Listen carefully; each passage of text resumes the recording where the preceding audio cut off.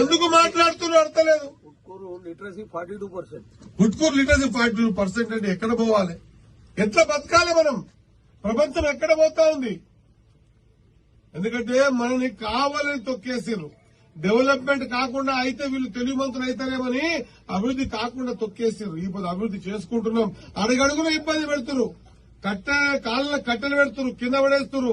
ఇంకా ఏదానికి ఒప్పుకోకపోయే వరకల్లా బటగాల్చి మీదేస్తున్నారు. ఎంత వేసినా కూడా మీ అందరి ఆశీర్వాదం ఉన్నంత వరకు, నా లోపల నా రక్తంలో డెవలప్మెంట్ చేయాలనే కసి ఉన్నంత వరకు ఇలాంటి తాటాకు సప్పుడులకు మీ తమ్ముడు చేయని బెదరని అని గుర్తుపెట్టుకోవాల్సిన అవసరం ఉంది.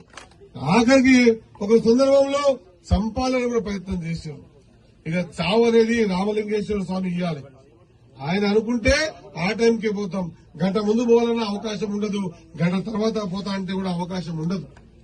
అది నిర్ణయం చేసేది భగవంతుడు. ఈ పిచ్చి మనుషులు ఏం నిర్ణయం చేస్తారు?